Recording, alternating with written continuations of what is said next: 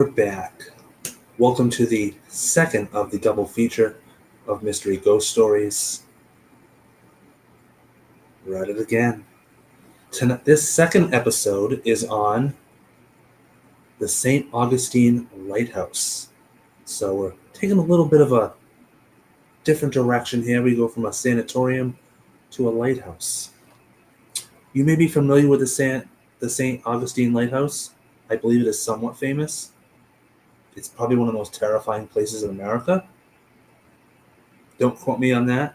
I may have already used that earlier, or I may have read it earlier. Once again, I will be reading from the BuzzFeed Unsolved Supernatural book by Shane Madej and Ryan Bergara. So that will be the first book in which I will get the information out to you guys, and we will go over it and get my reaction as such. And then I will be reading from an article online. Without further ado, Mystery Ghost Stories Double Feature Part 2, The St. Augustine Lighthouse.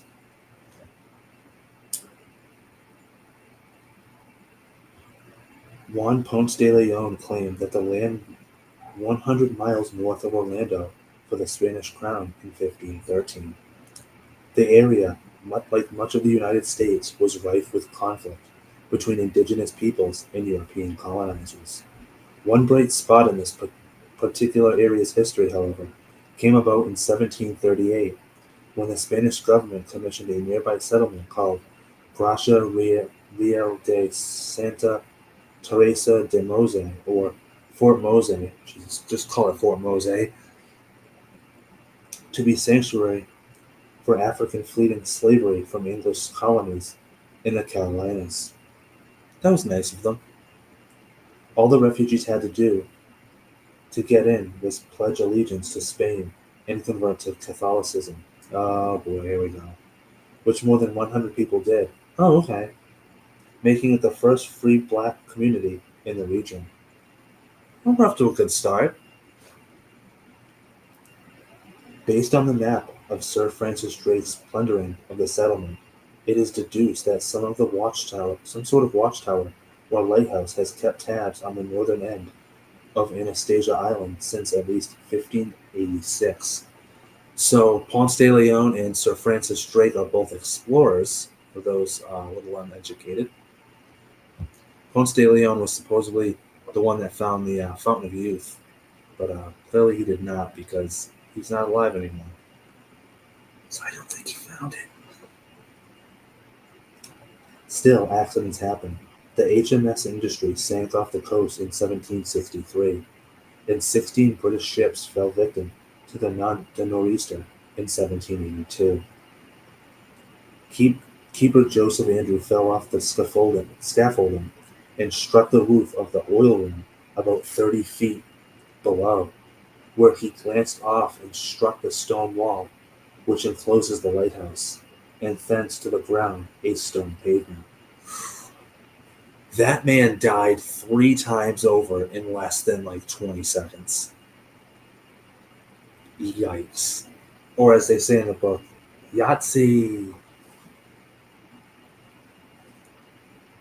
Man, I'm just trying to picture like a person falling off the lighthouse and just boom, dead. Falling again, boom, dead twice. Third time, they hit the ground.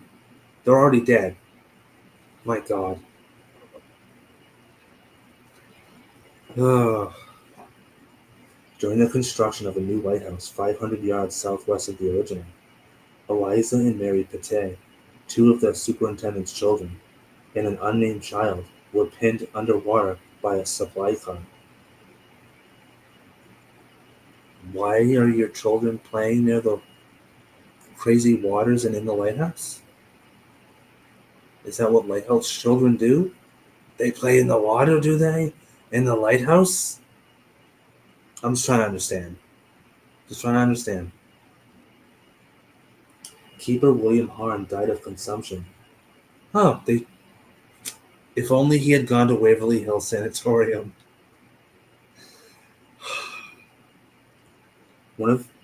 One keeper or assistant supposedly hanged himself in the basement of the keeper's house. Smokey, hold on. One of the keeper or assistants supposedly hanged himself, supposedly, in the basement of the keeper's house. Okay, this is going to sound incredibly inhuman and morbid, but hear me out. This man supposedly hung himself in the lighthouse basement. First of all, I wasn't aware that lighthouses had basements. I'm sorry, I need a Lighthouse 101 class. Sue me. But hear me out. If I were going to hang myself in a lighthouse, I'm going to go to the top, the highest possible point in the lighthouse, and hang myself from there. I don't know. Dramatic effect, maybe because it's a lighthouse, and I don't know. I'm just throwing that out there. I'm not trying to be a, I'm not trying to be morbid. I know that sounds morbid. I'm not trying to be funny. I'm just I'm just trying to understand. Like, you know, lighthouse, hang yourself. Why in the basement? Okay, we'll move on.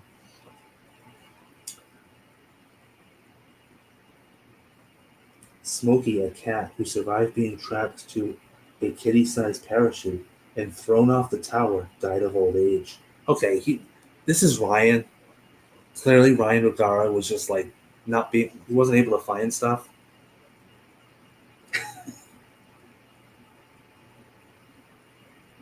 Countless birds, confused by the beacon, crashed into the tower. You know what this reminds me of? When Donald Trump was talking about the. I don't worry, I won't go off course here. But when he was talking about windmills and how windmills are bird graveyards, when he actually meant wind turbines, because guess what? There's a huge difference between a windmill and a wind turbine. But that's for another time. Biggest twist in this book is Smokey the cat dying of old age. I wonder why he threw that in there. As they say, time equals tragedy equals ghosts. So no wonder the oldest continually inhabited settlement in the United States is haunted. Of course, the souls lost at sea are all over the place. Human pinball Joseph Andrew is there.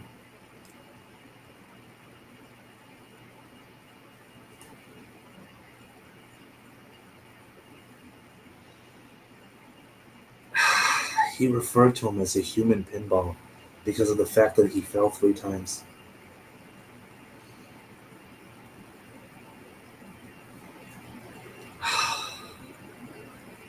Oh man, I'm just processing that.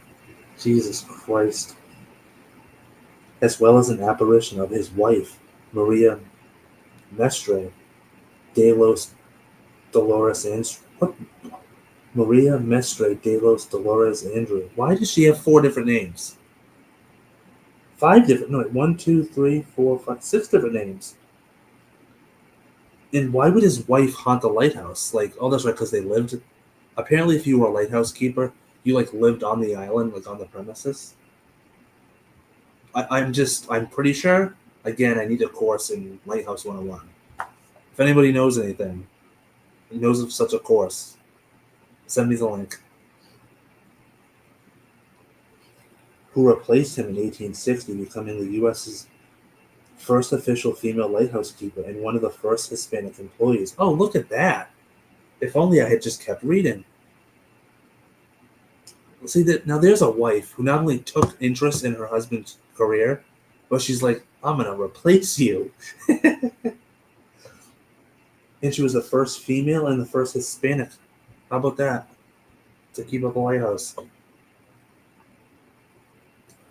People have reported seeing a little girl, of course they have, in a red dress with a bow in her hand, or in a lace dress, in or nearby the keeper's house, and hearing the sounds of children at play. A tour guide claimed to find a child's footprints in the keeper's house. The sound of ooh, excuse me, the sound of consumptive coughing has been heard in the keeper's bedroom. Oh, we know who that is. It's William Harn. A tall, cranky guy who hates tourists has been encountered in the basement, Quacks and caws can be heard in the wind.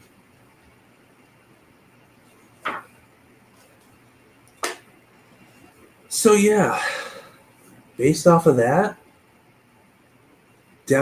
I would definitely say that place is haunted.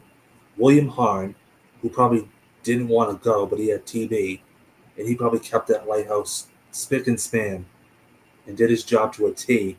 He probably haunts the place. Um, the person who hanged themselves, sorry, not hung, the person who hanged themselves is probably haunting the place. And then, of course, the children, because you kind of figure these people likely, assuming the children didn't die as children, if they did, they're definitely haunting the place. But I think even if they like grew up and had their own lives as adults, became old and died, I think that they could still potentially go back to the island and haunt it as a kid because that was probably a nice time in their life. Like, oh, I'm with my parents at the lighthouse. What a nice time it was. I don't know. I'm trying to shine a little light on the situation. I won't be here all night. Just 10 more minutes, maybe 15. We'll see how the next article goes. Ghost Stories of the Lighthouse. According to ghost hunters, the lighthouse and surrounding buildings have a history of paranormal activity. The lighthouse has been featured in episodes of the sci-fi television series Ghost Hunters. Of course it has, because Ghost Hunters has the notorious notoriety of being the place that showed all the haunted places in the world, but they never found shit. I will go right on record and say that. They didn't. They hardly ever found shit on that show. I can even name like the 3 episodes where they actually legitimately found something. But again, that's for another time. And also on the paranormal TV program, My Ghost Story. I remember that. That was on TLC, I believe. I actually like My Ghost Story better than Ghost Hunters. I used to watch the hell out of Ghost Hunters, but then I just got bored of it because it was like they never find anything. Researcher Joe Nickel, who investigated, has written that there is no credible evidence the lighthouse is haunted. Oh boy, we got a skeptic. Skeptic up in the house, up in the lighthouse. He noted that the supposed spooky noises or sounds from the tower have mundane explanations, such as seagulls or the wind. Thank you, Captain Boring Obvious. Do we want to think that it's a seagull? No, of course not. That's boring. Do we want to think it's the wind? You could pretty much chalk every ghost haunting, any single ghost haunting, to the sound of the wind. Anyone. St. Augustine Lighthouse was featured as one of the most haunted locations in the paranormal TV series Most Terrifying Places in America. Did I spoil it earlier? I told you that I had read it beforehand on an episode titled Restless Dead, which aired on the Travel Channel in 2018. Fun little fact, I have seen Most Terrifying Places in America at least 5 times over. And I still couldn't tell you what number 1 is. Couldn't do it.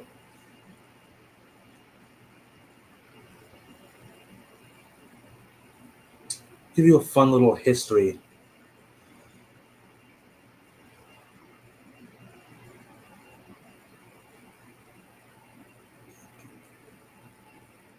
It's on the National Register of Historic Places, because why not? It's made of coquina and brick on coquina. I don't know if you can see it. Oh yeah, there we go. Instagram people can see it. Facebook and YouTube, you'll get your turn. See? This looks pretty damn good, I think. Looks a little cartoonish now. I imagine it looked more like diabolical back in the day. Or during a storm, it probably looks diabolical. I said 10 minutes? I lied.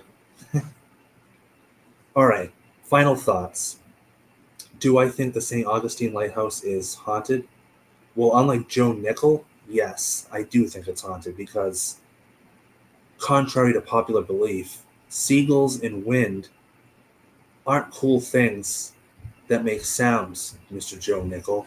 You know what would be cool that if they made sounds? Ghosts haunting a lighthouse out in the middle of nowhere, because that makes more sense. That sounds better. Saying that something can be chalked up to seagulls in the wind is just meh, you know? Nobody wants to hear that. Also, the place was featured in the most terrifying places in America. It's one of the most terrifying places in the freaking world, or at least in America. That's got to count for something. You don't just throw a freaking location on a list like that and say, hey, it might be haunted. No, it probably is. It's one of the oldest lighthouses. Again, Mr. Joe Nickel, if you ever see this video, I'm calling you out. The St. Augustine Lighthouse is haunted. It is, buddy. I hate to tell you. I hate to be the breaker of bad news. But yeah, I definitely think it's haunted by the guy the keeper, William Hearn, who had TB. Children. Why the children are there, I don't know. Like I already explained that. Uh, the person who hanged themselves, I mean, obviously they're still around. They're still hanging around. We're almost done. I promise. We're almost done. And then, whoever else might be around. I wonder if the wife of one of the keepers, the first Hispanic and woman. I mean, sounds like she had like a good experience there. So like one would think like, well, why would she haunt the place? Maybe because that was like the best time of her entire freaking life. And rather than cross over right away, she was kind of like, you know what? If I can just go back down to earth and haunt the lighthouse where I had great times, I wouldn't complain, right? I think that's possible. I do hope you enjoyed the second episode of Mystery Ghost Stories. I hope you did. And unfortunately, this is the last episode of Mystery Ghost Stories for this season. Don't cry. I know you're not, but, dramatic effect. This is, in fact, the last episode of Mystery Ghost Stories for the season, but I, of course, will be back next year with new episodes for Mystery Ghost Stories and for Mystery Unsolved. And, ladies and gentlemen, I can also reveal to you that I have another mystery series debuting next year. It will be called Mystery Blue Book, which will be me, just like I'm doing now, talking to you, but it won't be on ghost stories, and of course it won't be on unsolved mysteries. It will be about UFOs, unidentified flying objects, and perhaps even aliens. So, for those that know me, they know I'm interested in UFOs and aliens. And hey, I'm actually certified in UFO studies. True story. Go on my Instagram. Look it up. It's a real thing. So I can talk about it because I know what I'm talking about. But yeah, do stay tuned for the debut of my newest series, Mystery Ghost Book, next year. And of course, Mystery Ghost Stories and Mystery Unsolved will be returning. Mystery Unsolved, I must be up to like 10 seasons now. I don't even remember. But yeah, thank you all for watching this on the playback because you're not watching it live. I love that I can poke fun at myself. But yeah, for Mystery Ghost Stories, the Waverly Hills Sanatorium, and the St. Augustine Lighthouse, I hope you enjoyed.